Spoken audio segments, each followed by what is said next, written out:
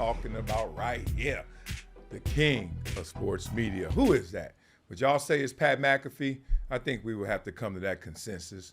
But then we squint and we look. We say, wait a minute, watch his crown. Who is pulling at it? Who's tugging at it?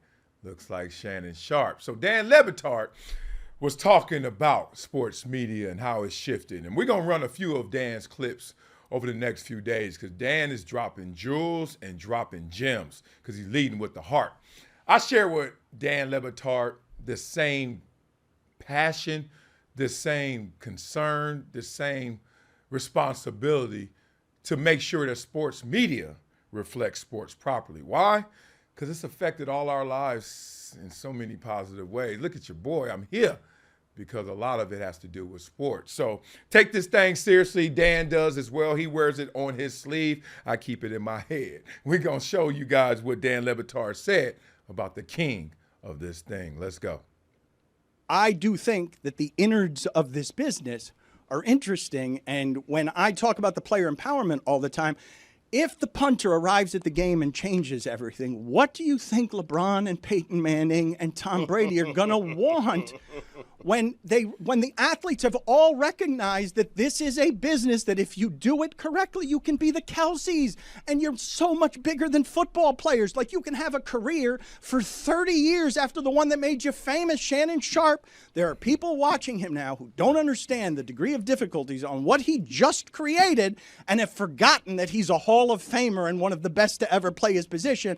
And furthermore, as a lifetime single man who is crazed by competitive, Shannon Sharpe wants to beat everybody at this game. He's a lifelong single person who's like, I am going to crush everybody because of my competitiveness. Because, and this is no slight on McAfee, but if you're Shannon Sharpe, you're saying, if he can do that, why can't I do that? And he meant that, no slight, because you got to salute Pat McAfee, salute Shannon Sharpe, salute a ton of guys in this game. But he says so much that we got to unpack it, y'all. Let's talk about this. How Pat McAfee changed this whole thing. And I'm going to give him his flowers. He changed the whole thing not just because of the big deal he had in the independent space. He changed the whole thing because of who he was and who he was not in sports media. Think about that. The days when I was working at ESPN, think about Pat McAfee trying to get an opportunity to become a full-time analyst. And think about them pushing him away. Nah, not qualified. For whatever reason. Most would lazily say and probably be right. Oh, we ain't taking the punter. Like, dog, backup quarterback, yeah, we got that here. But punter? Nah, we good. Forgot about the personality. Forgot about the dude inside. The inside of that uniform. But Pat McAfee didn't cry about it. Pat McAfee went out there and built an empire that he now licenses to ESPN. Not even an employee, but a partner. Y'all hear me? Okay, I want to walk you guys through these steps because Pat McAfee being able to do that opened up a lot of people's eyes.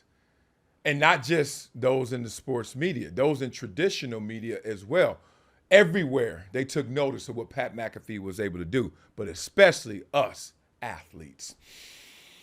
Why do we take notice? Because as an athlete, you're thinking this.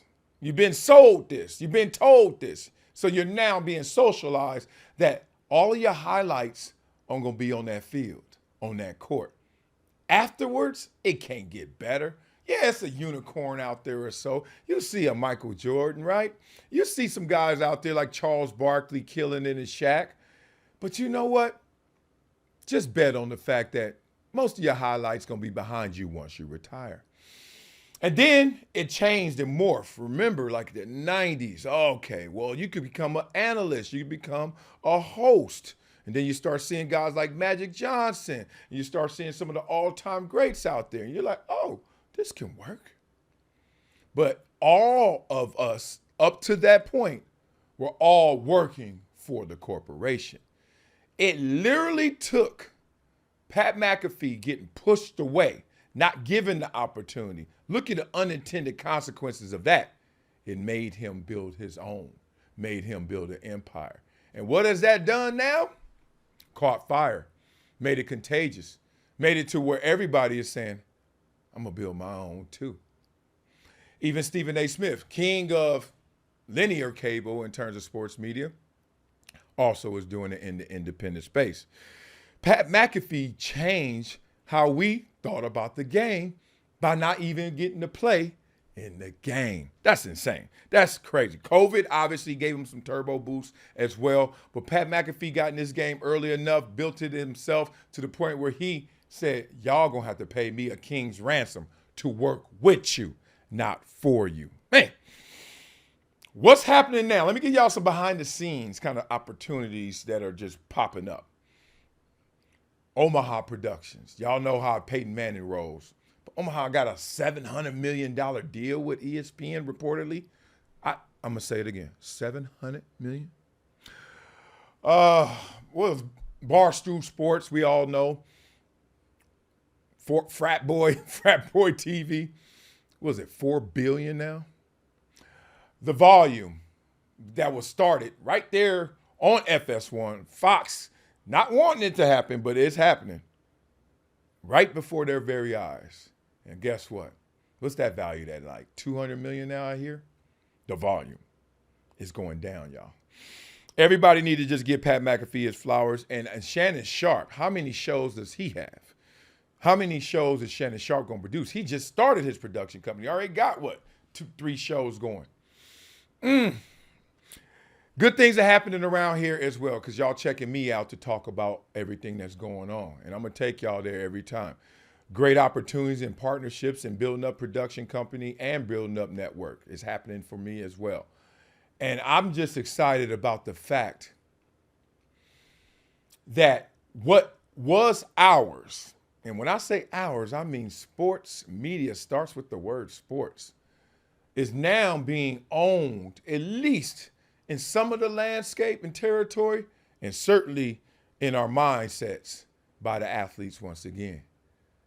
As Batard said, what do you think Tom Brady, with his $400 million getting from Fox Self, is going to do in the independent space? What do you think Peyton Manning is going to do? We already see him off to a crazy fast start. What is the next great? What is Patrick Mahomes? He has a production company. He produced receiver. What is he going to do? It's coming, y'all, and I'm so excited. And it's not a civil war. This ain't pickleball versus tennis. This is not that. This is ownership of what you create, what you invest in, what you're doing. The entities, amazing. Corporate backing, support, take it all day. Nobody's fighting that. But the ownership that these athletes, all that blood, sweat, and tears can turn into actually you being a part of the cap table, you being at the top, you being one of the owners. It's not happening in the NFL, not happening in the NBA. Like, look how many former athlete owners we have. Very, very, very few.